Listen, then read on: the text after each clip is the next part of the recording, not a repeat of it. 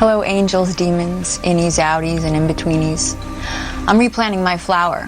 He's the only one that survived me, so I thought I'd give him some TLC. Just like one of my favorite filmmakers, Roger Corman. He's the undisputed king of cult cinema, and the winner of an Igor Award for Lifetime Achievement. Born in Detroit in 1926, he's still at it as a producer, with movies such as Piranaconda and Sharktopus coming out in the last few years. But we like his early funny pictures the best. They're fascinating and a blast. Take a look. All right, ladies and jelly spoons, here we go with The Terror, a Roger Corman directed film from 1963. Right, no panty-waist lunch breaks for the crew. But who needs lunch breaks when you're working with such caliber?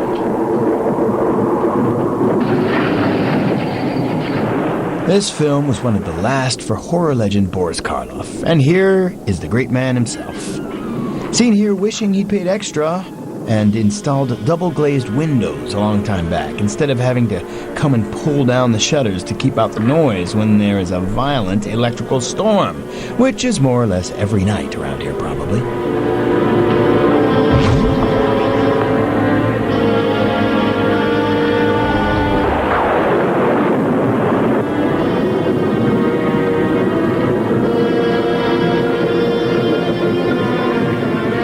As well as the veteran horror star Boris Karloff, the film also featured a young, very young, Jack Nicholson.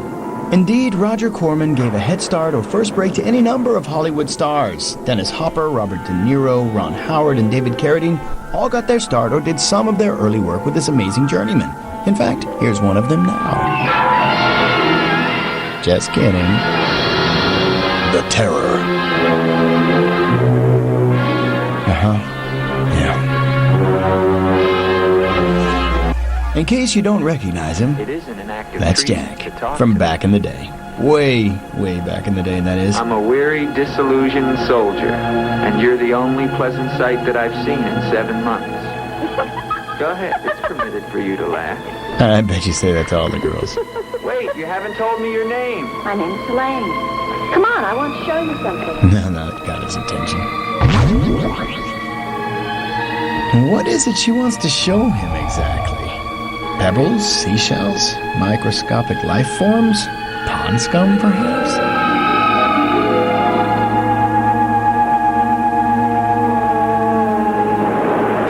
No, it's a path she wants to show him now.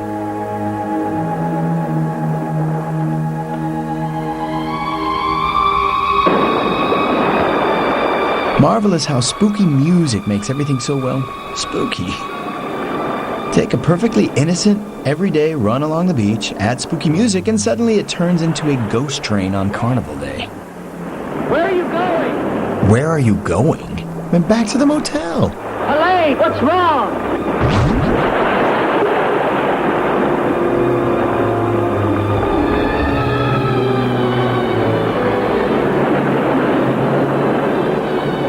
Well, don't try and do anything to stop her from wandering off into the sea. And just kind of loiter about in your uniform long enough to become trapped in a world you didn't create.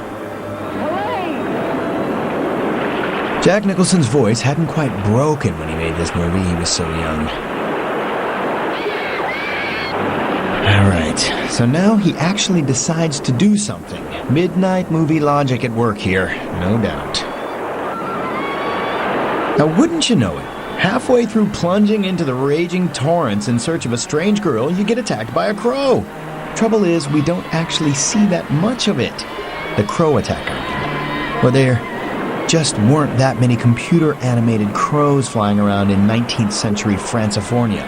But whoa, but look out! There's the crow seemingly in range in a split-second night shot, and then it looks like it's actually swooping in on Jack. It's great to see. The hell with CGI.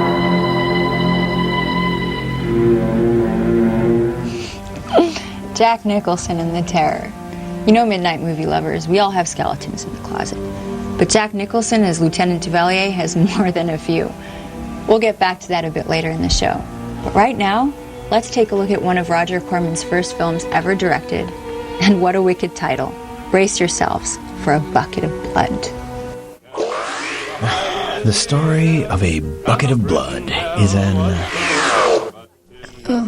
interesting one. Go down, you murderer, go down. That was a big smash hit back in 1959. I'm kidding. Back to the plot. Nerdy loner and social misfit Walter Paisley is the waiter at a cafe full of beatniks and, you know, cool and groovy people of that zeitgeist. Jealous of the attention the beatnik artists get, Walter Paisley tries his hand at sculpture to get attention. Oh, come on, Walter. Take off the sheet. Yeah, come on, Walter, take it off. Now who's the Dr. House character in the corner? Don't you like it? Walter, it's a masterpiece. Really? I've never seen anything like it before. Me neither. And I hope I never see anything like it again. Neither do I. I don't know, Walter looks like he's hugging his blanket a little too tight. It expresses modern man and all his self-pity. These two guys don't understand that the guy with the cane is having a cardio infarction. As I was saying, it couldn't be easy. The loser dude's genius method of killing people is to pour clay over their bodies and then pass them off as sculptures that he has made himself because he's such a great artist. Genius, huh? Later, at an art gallery showing his works, Walter's dream girl finally discovers that all his live models for the sculptures ended up dead. This is the horrific moment of discovery that had audiences clenching their buttocks with suspense back in the day. What's the matter? Are you thinking what I'm thinking? The sculpture that's supposed to look like a hand looks like a sculpture, and the hand that's supposed to look like a sculpture looks like a hand. It's all right. Maxwell says it's all right. Let them become clay in his hands that he might mold them. Let them become like clay that he might mold them? Dude has a pretty way with words, don't he? Made them immortal. Don't you see, I can do the same for you. Clearly he's hoping all this would turn her on, but it doesn't seem to be having that effect.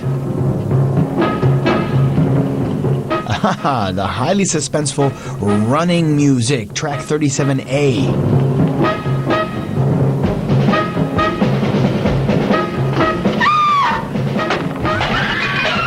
Unusually helpful beatnik hipster dude alert.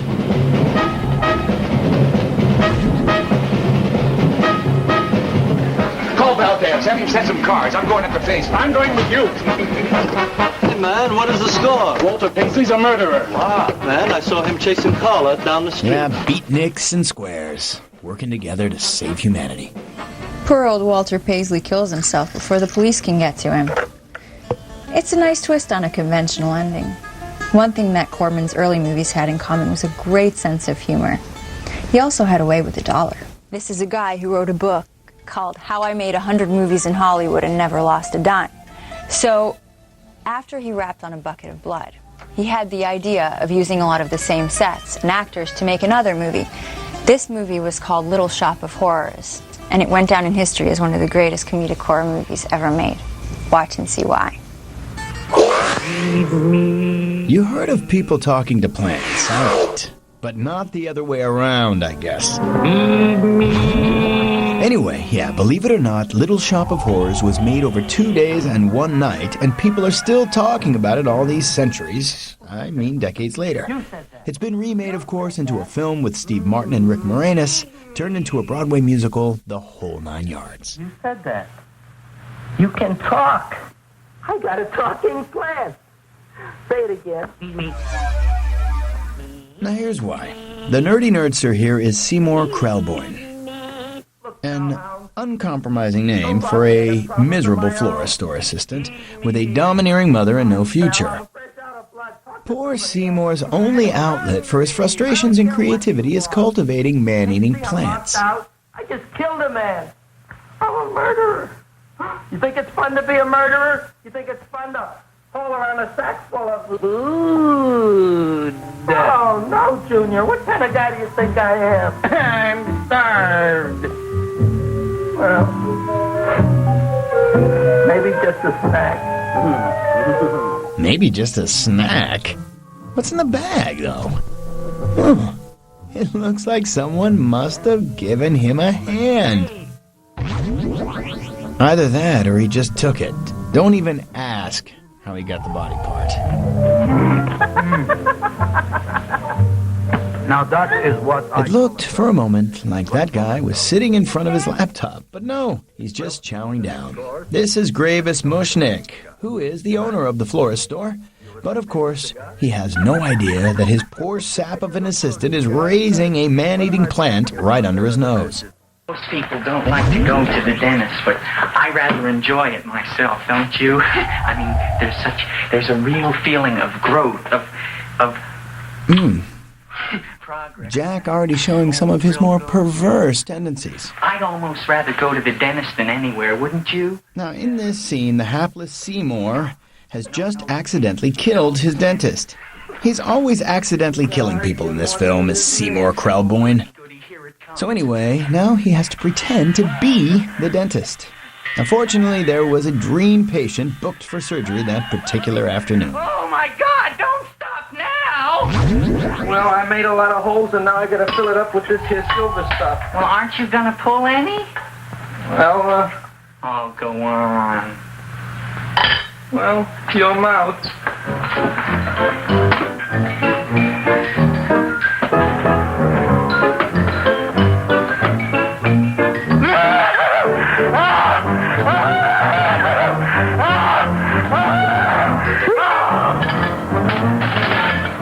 Well, Dr. Favre, it's been quite an afternoon.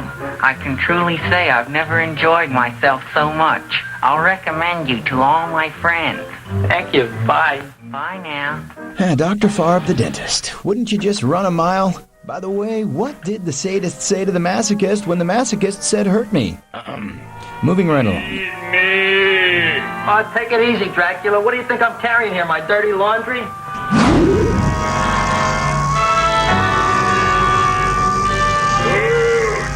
So this is Dr. Favre, the dentist that Seymour Krelboyne killed earlier. This should be enough for anybody.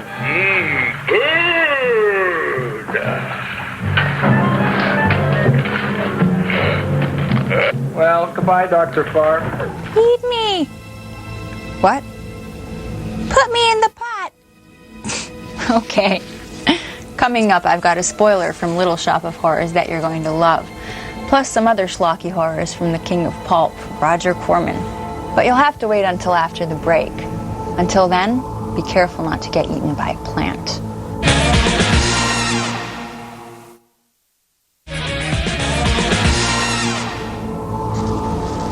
Hi, Perpetual Kids. I'm back. Back to remind you that it's always midnight somewhere.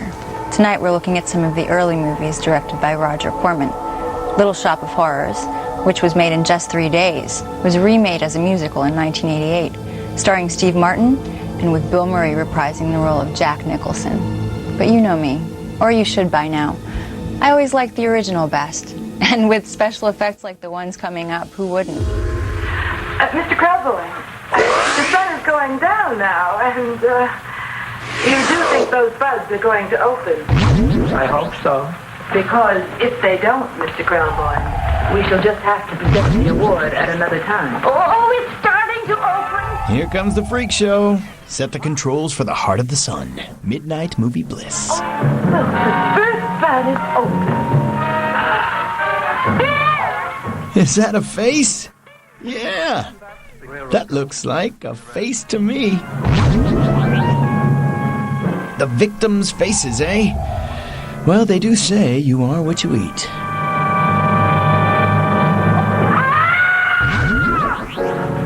What do you think, Frank? They're all there, Joe. Yes, you're right. That was always in the cards. Who are these guys again? Oh yeah, the Men with Hats, an obscure 1980s tribute band.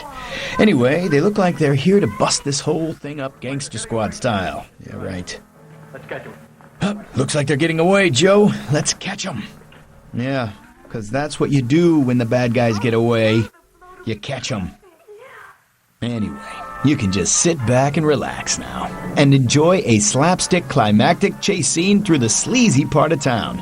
Except that Roger Corman, being Roger Corman, he can't resist being playful and inventive. Now, without sounding too sincere, this sequence is another example of Corman's wicked sense of humor. Now, Corman films all seem to have a beatnik sensibility. Hippies before hippies, outlaws with goatees banging on bongos. This is the 1961 Corman flick Creature from the Haunted Sea. Well, this is a beautiful night for sailing. And so we left Cuba forever, sailing the most astounding adventure to be inflicted upon man. And what a group we were. The big cheese was Renzo Capetto, alias Capo Rosetto, alias Rado Pizzetti, alias Zeppo Staccato, alias Shirley Lamore. At 15, he served his first stretch for rolling a drunk in the lobby of the Waldorf Astoria on New Year's Eve, 1934. In 1940, he was involved in an unsuccessful attempt to nominate Benito Mussolini for the Republican ticket. During the war, he was rejected by the Navy, Marines, and the SS. Now deported, he has retained his contacts with the syndicate and is still regarded as a dangerous character. What terrific dialogue. And an even cooler plot. Let me break it down for you, midnight movie lovers. In Creature from the Haunted Sea, a band of desperados smuggle a strong box of jewelry from Cuba. But they keep disappearing one by one from the boat.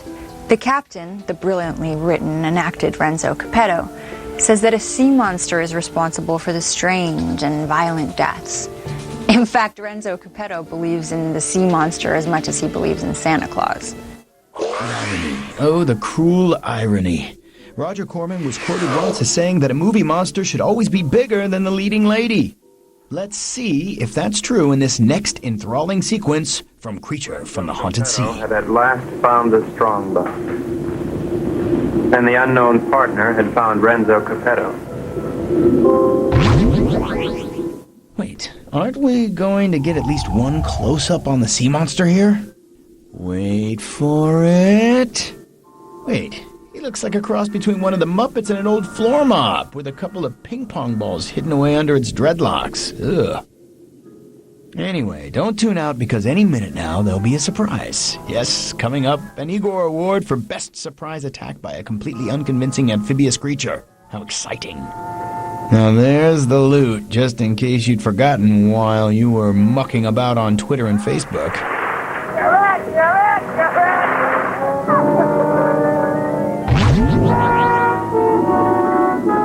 But why is the sea monster interested in buried treasure? Does it want to shell out?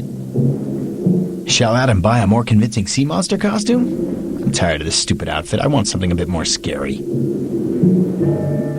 Here it comes, any instant now. The Igor Award for Best Surprise Attack by a Completely Unconvincing Amphibious Creature. Sea monsters of this era all typically seem to be after pretty beatnik girls, and they always seem to find them, as we will see demonstrated again momentarily. I'd just like one more chance to explain. Please. All right, Oopsie. It's what happens after you eat too many raw prawns. I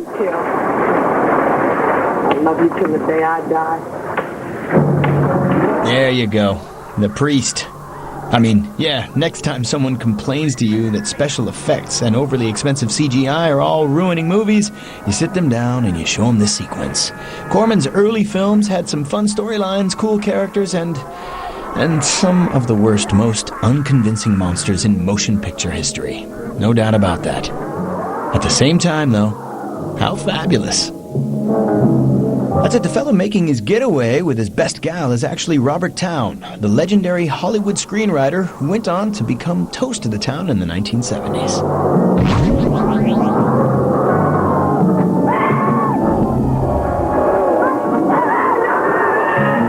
Oh, the horror. That's pull your hair back and scream terror for you. Renzo loved Mary Bell, but he was the skipper and decided to go down ahead of the ship. Way to go, Captain Renzo Capetto. Don't hang around any longer than you have to. But I got a feeling his goose is cooked.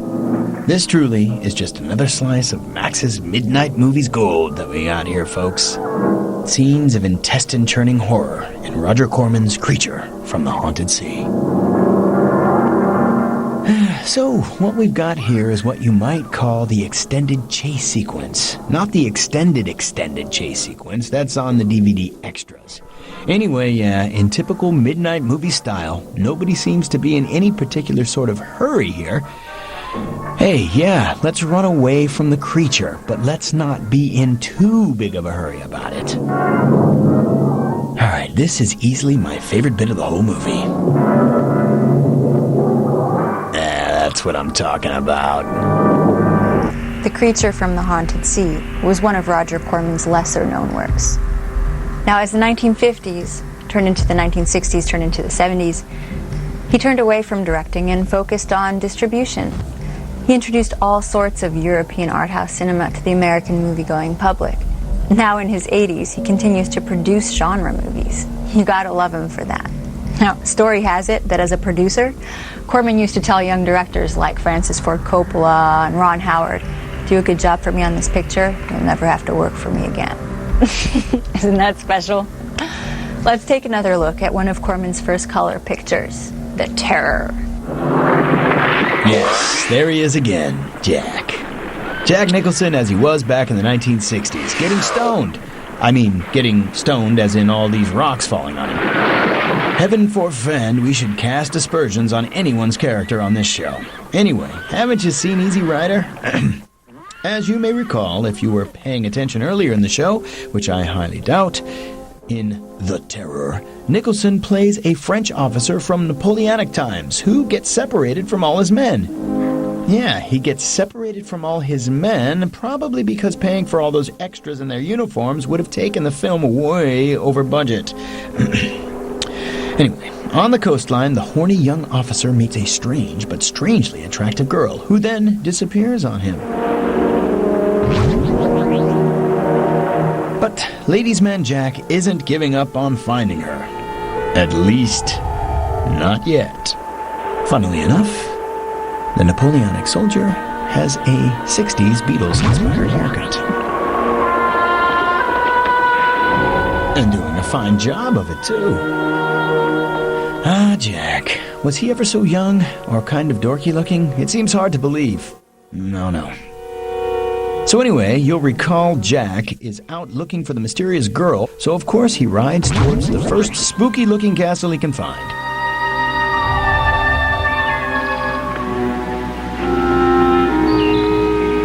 Hello? Is anyone here? He doesn't exactly sound French, does he? More like French fries. Hello? Jack Nicholson, perhaps the only Californian serving in Napoleon's army. Yeah, he's like the Napoleonic Coast Guard. Mon Dieu, surf's up, dude. Now, waiting behind that door is one of the great horror movie stars of all time, the inimitable Boris Karloff. In the name of the government of France, I order you to open this door. And there he is. Pardon, young sir, I was at my devotions. I did not hear you. I'm sorry, sir, but surely I made enough noise to awaken the dead. I bet you did, obviously. You see, we just don't have character actors like that around today. In my time, what would a soldier of France be wanting here? Shelter, for one thing. Permit me to introduce myself, Lieutenant André Duvalier, 5th Chasseur. Baron Victor Frederick von Lepp. I suggest you will find better shelter at the village inn. Thank you, Baron. Not very hospitable, is he? But he was one of the Midnight Movie's greatest scary actors, and here's why. Come in. That look.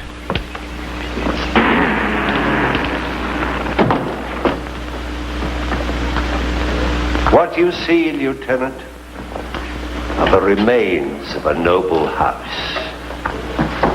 Relics, ghosts of past glories. A noble heritage is something to be proud of, Baron. I'm afraid we've forgotten that in France. Ah, yes. A noble heritage is something we'll never forget on this show. We'll be back with more of the Baron and the Lieutenant in another episode. But for now, it's time to present an Igor Award for a Lifetime Achievement to the King of Pulp, Roger Corman. You can talk. I got a talking plant. Say it again. As usual, Roger Corman wasn't around to comment, but I'm sure he'd be absolutely stoked. See you next time, freaky friends.